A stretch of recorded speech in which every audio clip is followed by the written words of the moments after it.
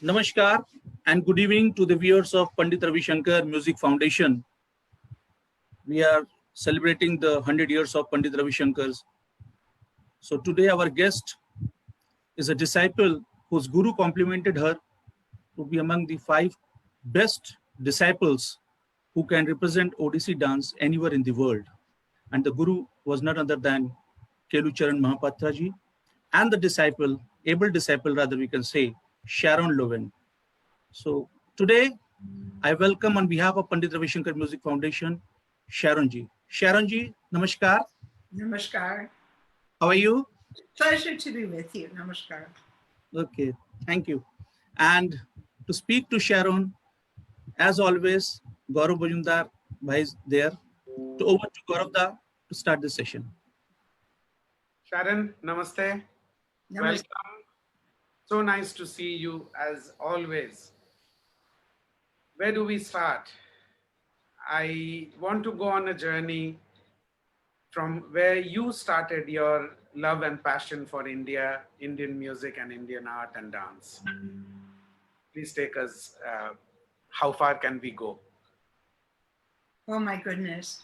Well, my passion for Indian art and culture goes back to early childhood. But I had a passion for dance, art, music, literature, humanities from all over the world.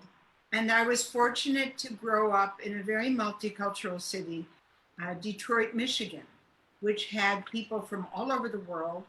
And we had the Bolshoi one year, the Moiseyev, and we also had great Indian artists.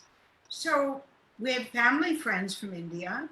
And when I came to India, it was after 17 years of ballet and modern dance. It was exposure to the arts of the world. And I did not intend to come to be an Indian classical dancer.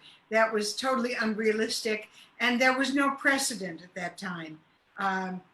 But I wanted to come to India for a cultural entree. I had been studying Manipuri, and I thought that continuing with my Manipuri was something that could inform what I had done. Also, while I was at University of Michigan, I had been able to create my own honors undergraduate degree, my own BA, with special permission from Board of Governors. So it was humanities, fine arts, and Asian studies. So I had a good foundation in history, sociology, and background. And so when I came, I planned to be here for a year. And that was about 47, 48 years ago. Here I am.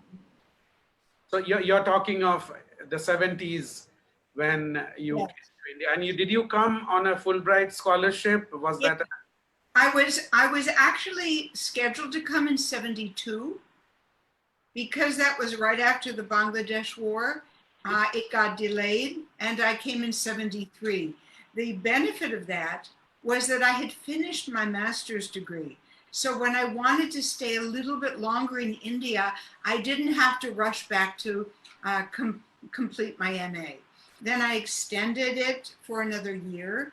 And during that year, seeing everything, I took a workshop with Guru Sharon Lowen, just academically to understand a little of something more mainstream.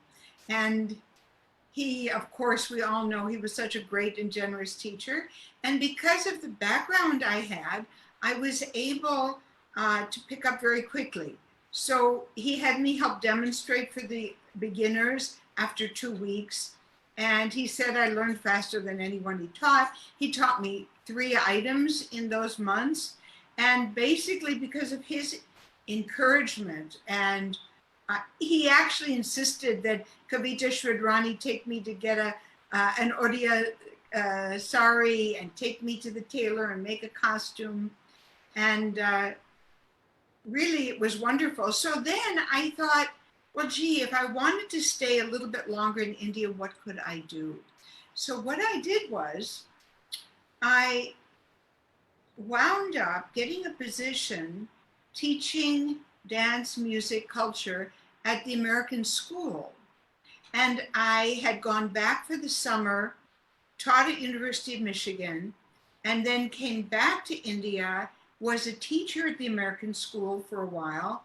Then I said, I don't have the freedom to travel, be with my gurus. So I'll go back to America, see what I can do with it.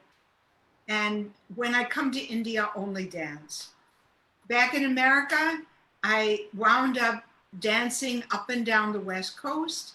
I did 250 school shows in Los Angeles. And when I had actually worn out costumes, I said, okay, then I came on the Smithsonian Fellowship, American Institute of Indian Studies. And then I came back to India, coming, going. And then finally, once I had a daughter in school, I said, I have to be in one place. Let me see what I can do. As long as I'm feeling welcome and I'm doing something worthwhile, I will stay. And that was the best decision I could ever have made. Beautiful, because from the first time I met you and I saw you, I have always seen you in a sari, and you always seemed at home here, and but like any one of us, and it's been so nice meeting you on numerous occasions and seeing you follow this beautiful dance form. So with Kelu Babu, was it in Odisha or was it in Delhi, your initial learning? My actually initial was when he came to Triveni Kala Sangam, where I was learning Manipuri. Okay. Foreigners were not allowed in Manipur at the time, although I was able to go for like summers, but I couldn't stay there. So his first workshop that I attended was at Triveni. Actually, the first year I saw him give a workshop. It was the second year I took permission from my Manipuri guru to attend. After that, I went to Orissa and studied at Kalavikash Kendra, where he was teaching, then at his home. And there's many stories with that. And then he was at that time very much of a jet set guru. So I would follow him. He would teach in Kolkata at Padatik. He would teach at NCPA in Mumbai. And then also even in America once, I was there doing a workshop. And of course, we toured together later when I was at that level to perform. We toured throughout the US. We toured in India. And I spent my summers in Cuttack studying with him. Must be such a rewarding time. And I can't help but think how different Delhi must have been during those days, Sharon. Oh, it was wonderful. I mean, after going to Manipur and seeing the women riding bicycles, I got a bicycle and I rode around Mandi House. Really? And the worst that anyone would do to tease would be to whistle a film song as you walked by. That was the maximum. Of course, we had no consumer goods, so there were many things that one didn't have, but I didn't miss it at all, except AC. AC is nice. It's been a wonderful journey, and I'm so happy you're here with us and you're comfortable. Pandit Ravi Shankar, the name. When did you first hear the name and his music? I knew of Ravi Shankar as a child and growing up. But the first time that I think that I met him personally was actually in Chicago. I had gone there to perform, and Joan Erdman, who you know well, the great cultural anthropologist and supporter and promoter of Indian arts. I was in Chicago and we were going to meet for dinner, and she said, there's going to be another guest at dinner. And that turned out to be Ravi Ji. So that was absolutely, divine. Which year was that? I don't know. I mean, the thing is, when I think about Ravi Ji, it's like looking at a family album. It's like pages and pages of interactions, and it all blurs together. It could have been in the late 70s. Late 70s, okay. Probably in the late 70s. And then it was very interesting. It was also in Chicago where I performed and Panditji was in the audience. And the reason was that it was a celebration of the 30th anniversary of the South Asia Institute at University of Chicago. And with the celebration, they wanted a performance and they were debating whether to have me or to have Pandit Ravi Shankar. Wow. They decided that if they had Raviji perform, their whole event would be about him because he was so much more important than the 30th anniversary of their South Asia Institute. So they decided better to have me perform. Someone on the committee had been at University of Michigan or whatever. So I was the performer and Panditji was in the audience. And I was naturally so apprehensive and I was dancing with recorded music, which I hated and still hate. And afterwards I was very apologetic. And that's the first time I heard that wonderful expression from him of, you only need to taste 2 grains of rice to know what the whole pot is. He was so kind. You know, as we all know, he had that gentleness, that kindness, that curiosity of truly great artists. I mean, you know, Panditji, my guru, you know, a few others that are beyond A+. And, you know, it's just amazing. Now, I remember you, I think of you as a kid because Raviji had his Delhi residence on Lodi Road, and it had that wonderful sign, Om Sweet Om. Yeah. And you and Shubhendra were living there in absolutely classic Guru Shishya Parampara, always practicing, always there. And then whenever he was there and I popped in to visit, there you guys were, taking care of everything. And then you remember in 1995, Panditji inaugurated my Manasa Art Without Frontiers. Yes. And this was at IIC. Correct. And both of you performed. Yes. Which was absolutely memorable, absolutely divine. It was really great. And he was in the audience as usual. Audience. And again, I was very nervous because it was so close. And, you know, it was amazing. Wonderful. He was always obviously so generous. And he would always make time when he could for, you know, for everyone. And he would care. He would care genuinely about musicians and students, and he would really give them any support he could so that they can feel well about their music and dance and do better. If you could help, he was always there. You ask him for a concert. Always, he would overextend himself. He would do anything for anyone. And if he made a promise, I remember one time, Sukanya had told me that Raviji had promised to give a performance for someone in a very mafusal place. This was when he was quite elderly. And she, God bless her, kept him alive, took care of his health, and kept him with us. Yes. And so she really didn't want him to give that performance because it wasn't safe for his health. There was, it was hot, it was dusty, it was far away, but he insisted. And so she arranged that they would have air conditioners blasting from the side. They would have a cardiologist travel with him. And he gave that performance and did it absolutely safely. Beautiful. So many incidents like that.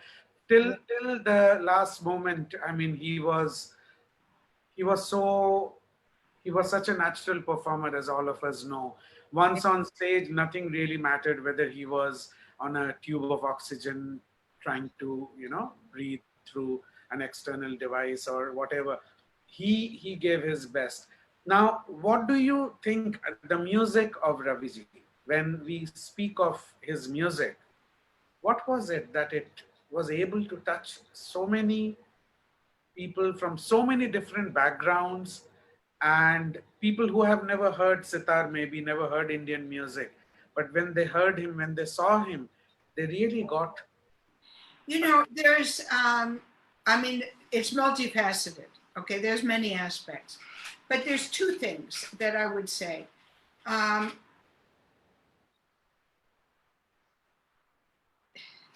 the Okay, I'll start from the second, which is more important. I was in Hyderabad and attended the performance that he gave the day or two before he and Sukanya were married. That was a very obviously emotionally charged and important time in his life.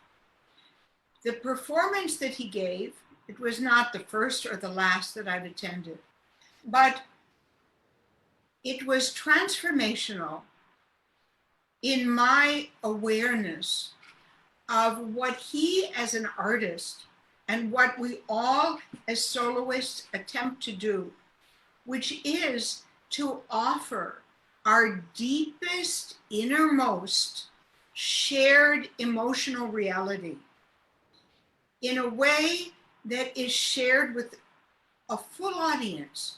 And yet it is so profoundly intimate that you hardly share this normally, even with your closest partner. And you're taking these deep, deep emotions. I just remember sitting in that audience and feeling overwhelmed by the intimacy of his emotional connection with us through the music. And it made me totally aware that this is what an artist can do. You can absolutely give this amazing connection with the safety of this invisible wall. So you're not putting yourself emotionally at risk, and yet you're not holding back. There's no artifice. And so as an artist, I mean, that profound connection. Then of course there was his creativity and range and depth. But the other aspect, which was very significant, is the fact that he had toured in his adolescence. He had had the opportunity to have experienced traveling all over the world and seeing how effectively to connect with audiences that are not already connoisseurs, but to make your art accessible to them. And in fact, one time, Sukanyaji and Raviji were at my home for dinner when I lived at my Barsati on Barakamba Road. And as we were chatting, they realized that my downstairs neighbor, Alfred Werfel, was the only person in the world that Raviji called Dada. Dada, yes, because Alfred was known to him from when he was an adolescent in Europe, and he met Alfred in Germany because Uday Shankar was patronized by Alice Boner. Alfred was a very close friend of Alice Boner, so he knew him from those days. And so then Alfred came up and joined us. Now, once Raviji had this incredible his own professional career experience in how to connect, how to talk, how to do all of this. Then he did what most people do the other way. Then he went and had the humbleness and the intelligence to immerse himself for more than 10 years in his riyaz with his guru. And then when he brought his art out, he knew how to present it. He knew why he was presenting it. And then, of course, there's everything. But that, I still have one question. You being such a serious practitioner and having a guru who was so great, Kelu Babu was, I mean, the whole world knows of his greatness, and Guruji was very fond of him. He was very fond of Guruji. They loved each other very much. But that beauty in his music, that power to play one note and move you. Yes. Where was that from? How does that happen? How do you imbibe that? How do you make that facial expression like Kelu Babu and make people cry? Oh, I thought you were asking about Raviji because I have no idea. Both. I'm asking about both of them because I have seen Kelu Babu perform, and I have, of course, been with Guruji at such. Guruji's one note would really be, it speaks thousand words, and it would take you on a very different, where your thoughts will go wild and you're imagining things, and it's telling a story, and it gives so much peace and love to your heart. Yeah, Gaurav, one thing I tell my students is that your life is half your riyaz, in the sense of your personal journey, your personal reflection, your meditation, your spiritual journey, your learning. That's very important.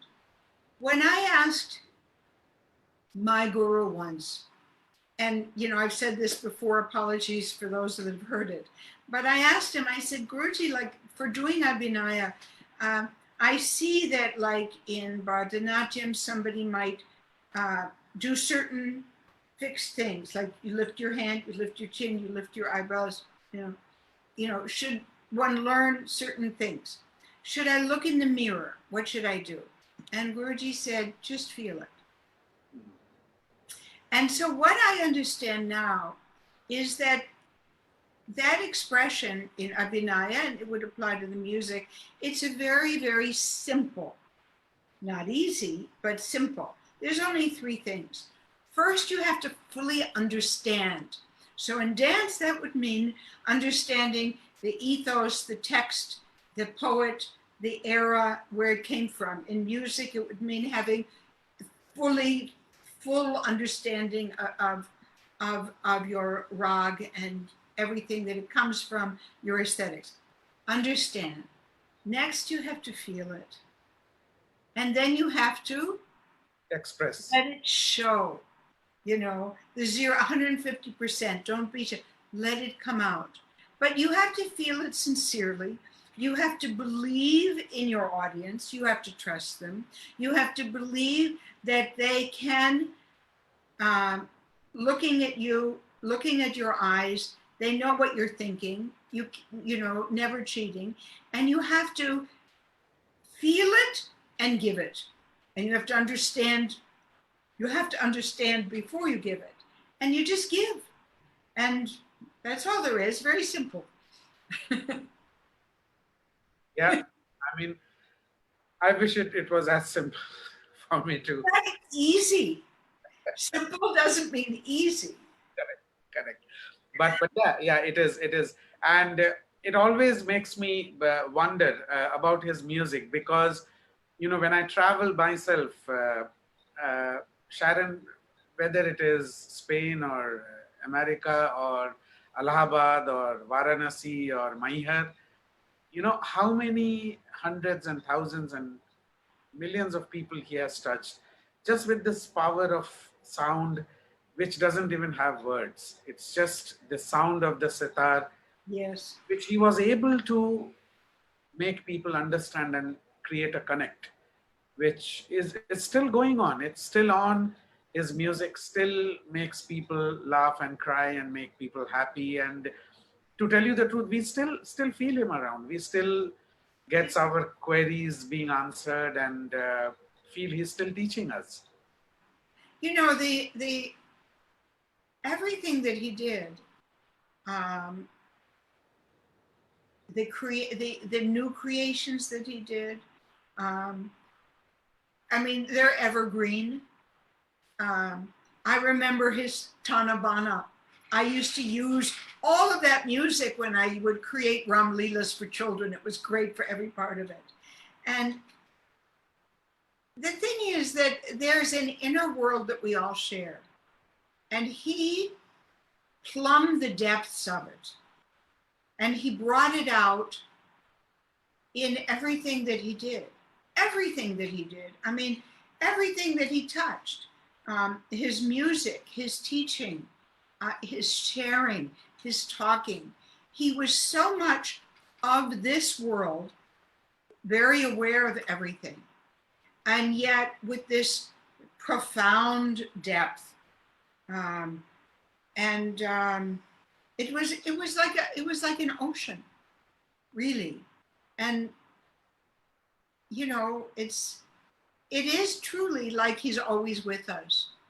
And it is amazing, and I still remember that concert where he was there at IIC for your. I think it was the inaugural concert, if I'm not wrong. yes, And you had come to Lodi Estate to speak about it when it was in the planning stages. And we really didn't. I mean, it was. I still remember the place exactly where you both sat. You were sitting next to each other, and for maybe an hour and more you were discussing, and I quite didn't figure out. You came for an inaugural, talking about inaugural concert where you wanted his ideas and wanted, I mean, he said, yes, two of my disciples, they'll perform, I'll be there. What's there to talk? But there was so much of discussion over music which doesn't have any boundaries and music which doesn't have any barriers. And what was it all about? Take us on a. I still. I have no memory whatsoever. It was, and all I remember at the end of it, he called me and he said, on whatever date it was, you're performing. You both are performing and you decide your tabla player, and it's going to be for so long. And but he didn't leave it there, Sharon. After you left, he sat with us to plan what we were going to play. He didn't leave it, okay, you play whatever. No, it was not whatever. He was never happy with whatever. Meticulously, he planned the alap, he planned the guts. And I still remember we played a gut in Mishra Pilu. I still remember it. And he planned, start the gut like this, start the alap like this, and do this and do that, don't do that. And to make it as authentic as possible for the occasion. And this is a lesson for us, that each concert is a thing to think about. Don't say, okay, I played Yaman here. Okay, for the next concert, I'll play this. And no, see what the event is and plan the event. You know, he, as you said, he and Kelu Babu were so similar in these ways. And always interested, always curious, always learning. With Kelu Babu in America, if we were having dinner after a performance, he would spend all of his time wanting to understand and going deeply into why someone was learning tabla or sitar there in America. And that affection and that love was so profound. When, as you know, my guru passed away on Raviji's birthday. Oh, 7th April. 7th April. Oh. And as soon as I got the news, I called up Sukanya and I told her what had happened. And then she said, I will only give Raviji the news when he agrees that he will not cancel his birthday party. Because if she told him directly, then he would say party's off, yes, without any doubt. But she was so wise, and she said, like, this is a dear friend, and there are others, and you're all of an age, and people will be going. Beautiful. And so, you know, I remember such a strange, you know, experience going to the birthday celebration And then next morning, taking the flight for my guru's cremation. And Oh, I'm so glad that the birthday was there and that it wasn't canceled. And I'm happy that I was the one who called Sukani and told of that. You know, I mean, it's like intertwined yes. because that greatness of the And that message, show must go on. You know, it is so profound, and it's amazing. Because he was very affected. He loved Kelu Babu yeah. so much, so much, and he always would say that what Kelu Babu has done to Odissi is something unique. And That's wonderful. You know, Gaurav, I don't know if you remember this, but at the center in New Delhi, Rimpa. at Rimpa, with the wonderful annual festival that was created there, which is just, it was such a brilliant idea. It's not like any other festival. It was in a city where the arts are gratis. And as a Rasika, it's great because you don't have to be a heart surgeon to buy tickets and attend a program.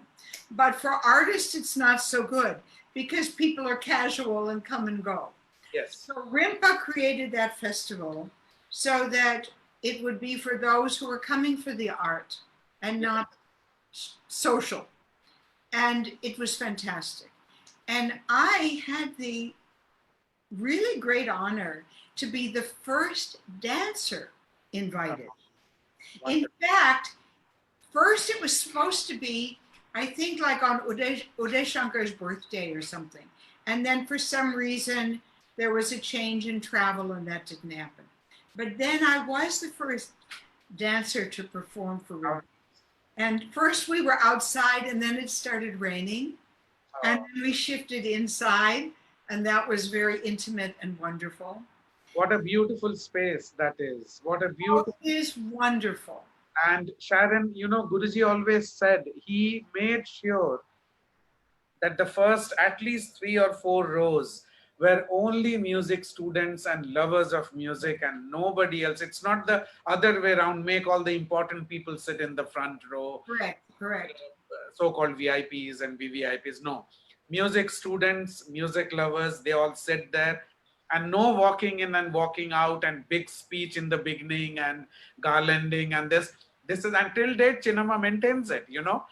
She said we follow exactly what Raviji taught us. We are not going to do this garlanding and speech and honoring this and honoring that. No, music is what people are here for, and we use every moment there for Yeah. music. Yes, it's wonderful.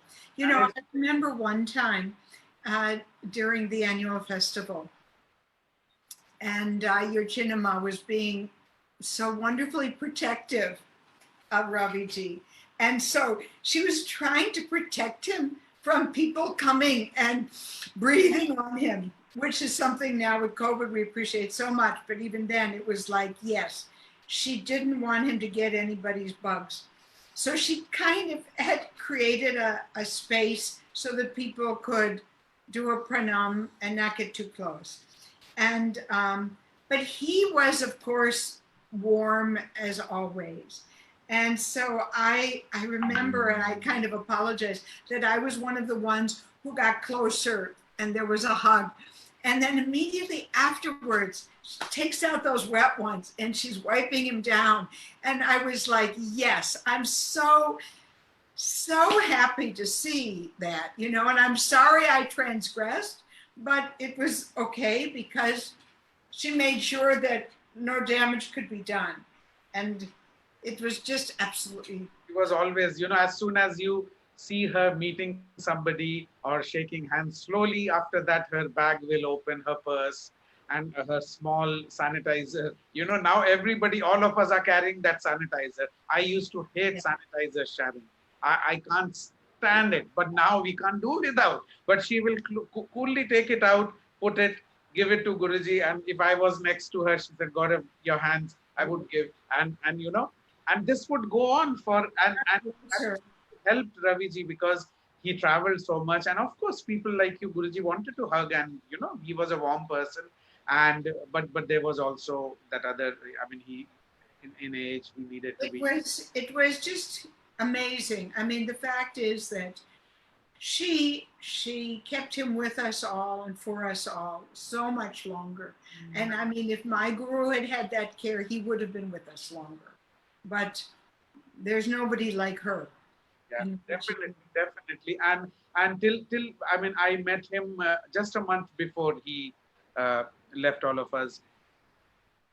He was in such a great mental health in terms of remembering Sharon, in terms of practicing twice a day and watching television, reading books, doing his walk, even though he had uh, a tube in his nose, breathing because he needed external oxygen. But still, he was trying to walk. He was learning how to use an iPad. uh-huh. There was a nurse who would come, to be with him and do his things.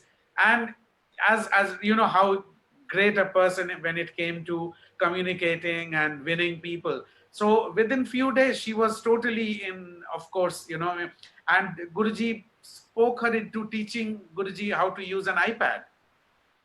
And he was learning, oh, this is so beautiful, oh, how I can watch YouTube, and how can I go here, and how can I, it was such a wonderful. And yet Chinnamma was there, she was watching, and as soon as the clock, if he's practicing and he's getting carried away, which most of the time, even on stage, doctors will tell him 45-minute concert and no more, he will end up playing for 2.5 hours, 3 hours at age 92 plus. Yeah. Another few months, December 12th, 11th was the incident. In 3 months, 4 months, he would be 93. And he goes on stage in Long Beach and plays for over 2.5 hours. Amazing. Absolutely amazing. It's outstanding. And the music, when you hear it, it is absolutely, because his mind is totally active. It's there. He's not forgetting anything. And his hands are supple. And he says, okay, so what if I go on the stage? That's fine, that's great. And he wanted that anyway, to just go from this world performing, playing. Right. And it's thanks to Chinnamma that it happened, that till the last breath he performed, he played, he met, and he traveled around the world almost till, and as a superstar, what he was from day one. It is just amazing. Do you remember anything from the 60s, that whole era of the late 60s and early 70s, Monterey Pop and Woodstock and Bangladesh concert and all these time? Do you remember any incident or any happening around? Did anybody tell you any? Well, I remember the performances, but one thing is when I was in Malaysia and Impresario Rajalingam, a real classic impresario, he had organized my tours a few times. And he would tell stories about when he was there with Raviji's programs. And he was telling me one very funny story that he and Raviji and others were relaxing in the room and having a drink. And there were these long lines of desperate fans outside waiting to see him. And they're just relaxing inside. And he would tell them all, oh, Panditji is meditating. He's meditating. And they'd be like, oh, wow, that kind of a thing. And, and he was so funny. One time I was at dinner, I can't remember what, and we were talking, and he was saying how, I don't know how it came up about films. He had seen Kill Bill. And I hadn't seen it because I'm like anti-violence. And he was like so enthusiastic. No, it's a wonderful movie. It's fantastic. And of course, later I saw it. I know it's a good movie. But I was like really shocked, like you were saying that took up the iPad late. And here it's like, in the 90s, I mean, he's whatever. I mean, he's absolutely open to everything and to everyone. Yes. I mean, with excellent, obviously, judgment and aesthetic. He knows exactly what's what. But but with an openness that's just an adjustment. You know, when you said that story of how we spoke, I mean, I feel like so touched, and I have no recollection. That's why I say it's all like a blur Yeah, of, I of was just this of he and Kelu Babu and Birju Maharaj, these people that are just, you know, I mean, for those of us who are disciples and have had the opportunity to have day-to-day interaction, and then I'm blessed that I had this interaction with Raviji, with Maharaji. I mean, I'm not a musician. I can only experience the was, music. I was surprised because that discussion, and of course, later I was surprised for one big reason. I'll tell you today, Sharon. I came to Guruji playing the violin. When in 85 he heard me play the violin, I was already performing on the violin. I had reached a certain standard, and he then called me to Delhi to be at the ashram at Gurukul in Lodi estate. So I was playing the violin. It was only in 87, much later, did I start the sitar from scratch under him. And your event was in 95, which is basically 5 years into me starting a new instrument. So for me, it was very surprising and a little bit shocking also that a big event which you are planning at IIC and he's going to be there, and something to do with not thinking of borders when it comes to arts and music and dance, he wants me to play there. I was really confused, and I said, my God, how will I? Because, and before that also, there was an event at home, which I think you were there. There were some different ambassadors from different embassies. They were in Lodi estate for an event. And he had asked me, and we had played there. Anushka was there, Shubhendra was there, disciples, and I played sitar, and this was all initial years of me. I had just started performing little house concert baitaks, few concerts abroad, but I was really not quite ready, really, to tell you the But, truth. you know, And not that I consider you know, myself ready. you see, first of all, he understood exactly what you needed, what you were ready for. And the thing is, performing is not about um, being at some height. Okay, what I always say to my students, you need performance practice. So you already had a foundation in music. You were already a trained violinist. And then when you were doing sitar, okay, you're doing it for 5 years. Now you have to have this stage practice. And this is something that a guru knows when their disciples need this. You need to learn what you can only learn on stage. So it's not about like, So true. So you're finished. You learn how to connect.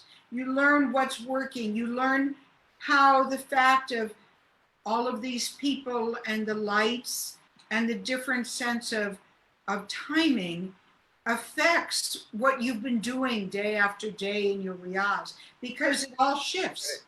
And you can't learn that unless unless you have that stage practice. And he knew that this thing at IIC, one thing about IIC performances that's wonderful is that there's a wonderful range that things at IIC can be the highest and greatest and most professional, and they can also be um, um, a little more homely. yes, quite intimate. For me, IIC has always been a very intimate experience, and it's profound as well, as you say, because that day I still remember you had Jitendra Pratap in the audience with a pad and a pen writing a review of the concert, and you had Prakash Vadera. So there were all these people who are really knowledgeable there. Then you are there with your sweet smile and God bless you. Then Guruji is there, you're watching him, and then you want to do your best because it's a Yes. stage end of the day, and you learn. And soon after, within a few years or maybe a year, Chinama told me that you're going to go on a tour with him. You're going to sit with him on stage with the sitar. And I said, what? I said, why? How? And she said, no, just do it. He wants you to. So it's all as you said so rightly, that it's all an experience. You learn, and there are different things. Some things you learn at home. There are some things you learn on stage, and that's a whole process of learning and helps you grow. It's very much part of it. And there you were. And so he totally understood.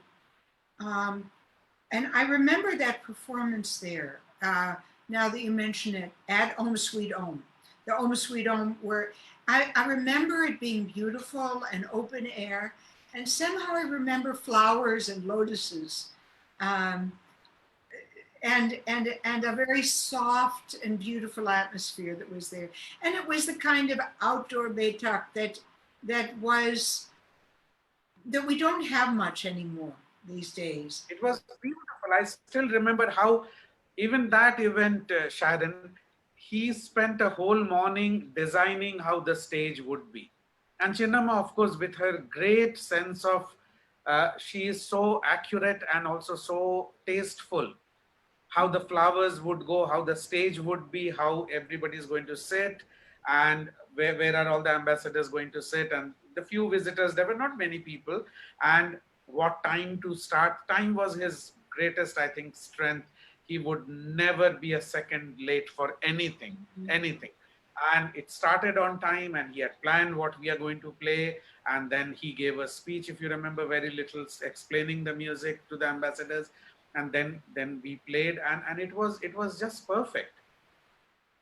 And on a hilarious note, thinking of flowers, I still remember there would be flowers on the dining table, so there would be, and he always wanted the flowers to be fresh. Yes. So that time I would go and get the things required for the kitchen and for the home. And I one day in Khan Market, I saw a shop with beautiful bunch of plastic flowers. And I'm thinking with my, limited thought process, I'm thinking, wow, if I take this, we don't have to spend money every day. And flowers were expensive even then. In 80s, Khan Market, you buy a bunch of flowers, they were like 200 or 500 rupees. I think we are spending every day so much money. Plastic flowers, I put it there, it looks fresh every day. So, and as cool as he was, he comes for lunch and he sits there and he looks at me. And he didn't ask me if it is you. He says, whose idea is this? So I said, Guruji, me. I thought he'll be happy. He'll thought that I've saved him a few pennies. So he looks at me. He said, I don't like plastic flowers. I said, no, but Guruji, it will, tomorrow we'll wash it if there are any dust and it will look the same. No, tomorrow morning you'll go and get fresh flowers. Absolutely. I will never forget this one thing. And second thing was sweets. We would go, because after his meal, he would love to have a sweet. And we would bring a box of sweet, and few of us there, he and the cooks and everybody ate, we all ate the same food. So there'll be leftovers many a time. So evening, the cook asked me, sir, are you going to go and get some sweet? I said, no, the morning is there, you just serve it. So he puts that sweet in Guruji's plate, and Guruji looks at me. He said, didn't we have this in the morning? So I said, yeah, Guruji, that same sweet, yeah. Okay, from tomorrow, it's going to be different. In the morning, it's going to be fresh. Never. So he would not like things which are like stale or which are. Gaurav, these are wonderful examples of the fact that when, as a disciple, you have the opportunity to actually do seva and actually live and participate in your guru's life, you learn not only your skill, but you learn attitudes toward your art and toward your life. And these, I mean, because there is a big difference between people who are quite content with plastic flowers and those who want fresh. And this was a real experience. One time I was in Orissa at the end of Guruji's Kelu Babu's workshop, and I, of course, was going to return to Delhi, and he was going to Delhi, but stopping in Allahabad for a performance of Sanjukta Panagrahi. So he said, you come with me.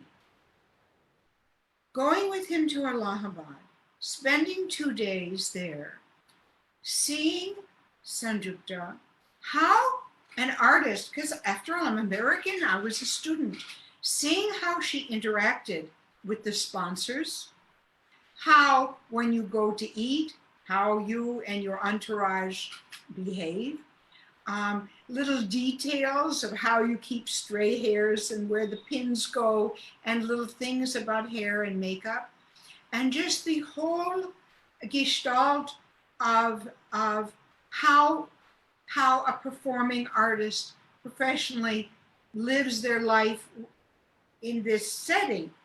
It was such a learning experience for me. And again, I mean, Guruji gave me that opportunity. So, you know, as I was saying earlier, Raviji, as a young person, learned all of those very important but external things about aesthetics and presentation and connecting and interacting. And then he infused that with the quality of his art. And so when you have this Guru Shishya Parampara relationship, you learn these things, and you really, you know, you would have been a different person if you hadn't learned that fresh means fresh. Real means real. It took a little time for me to uncode the message. It wasn't quick and it wasn't instant, but I understood eventually. And I appreciate that now more than ever, that, you know, it's much more than just plastic flowers and fresh flowers.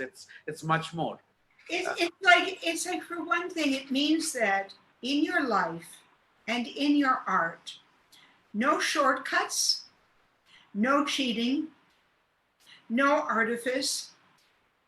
The best is what you always want to give, have, genuine.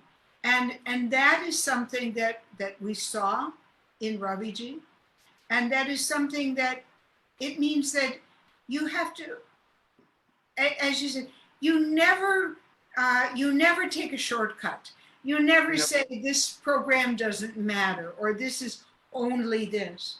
I mean, I always feel every time, for years, every time I perform, it's like this may be the last time. You never know what happens tomorrow. This may be the last time to share this. And for whoever you're with, this is the one and only. And so one of the things that Raviji stood for is total honesty. Absolutely. Total honesty. As a human being, as an artist, and we're always growing, and we're always changing, and we're always becoming more skillful in the way that we do this. And you only do that by trying always to move forward. So we were blessed with great gurus. I was blessed with this. I mean, you know, I cherish, obviously, the friendship. And when you think about it, that what am I? I'm just an American girl from Detroit, Michigan. And I came to India for a year. And the fact that you would invite me to share memories of my friendship with one of the greatest artists and human beings that has been is really something that is very meaningful and special to me. So I thank you for inviting me. Yeah. Sharon, you're welcome. You're special to all of us, and we couldn't do this without you and without your presence and with your beautiful presence. Thank you for coming, and I invite Nabarun Chatterji, who's Guruji's nephew, and he's doing a wonderful work with the Ravi Shankar Music Foundation. And our main thing is to continue Guruji's message of bringing music to children. And Guruji would always say, catch them young. And we are trying to do it in different places, smaller cities where the children are not really blessed to have good teachers and instruments and the music and the teaching. So wish us luck, and I would call Nabarun Chatterji to. Before Nabarun speaks, I just want to say, Nabarun, I didn't know about your work earlier, and I'm so delighted and impressed with the enthusiasm and the range and the extent and the uh, uh, the integrity of what you're trying to do, because everything that continues to share this great legacy, which is a living legacy with us, is important. And your work bringing this forward is really commendable. So thank you very much. Thank you, Sharon. Thank you. Last question, I just just wanted to, and in every step, Sukanya ji is with us. She's yeah. watching. Even she helped, just make the flyer a little more classy and less busy. And the final flyer is what came today, what you saw. So she's still giving all the inputs what Guruji would have loved, and that style and grace, and something which is simple, but as you said, not easy, but something which is beautiful. And Absolutely, Dada. She is like a wall behind me and you also, and to the foundation also. Sharon ji, last question I want to hear from you. An advice to the young musicians as a guru. What would be the advice? a message to A all message or students and aspiring musicians and dancers and artists, everybody, for everybody. I think that if you're honest to your art, to your guru, and to yourself, you will have a satisfying journey in your art and in your life. True. Thank you. Thank you, Sharon. thank you so much, Sharon ji, to be with us and share the memories of Pandit Ravi Shankar ji. Thank you. Good night. And once again, to the viewers of Pandit Ravi Shankar Music Foundation, tomorrow we will be once at 8 p.m. with another eminent personality talking about Pandit Ravi Shankar ji. Till then, good night and take care of yourself. You can understand that now India has crossed 11 lakhs of COVID-19 patients. So be safe in your house and take care. Good night.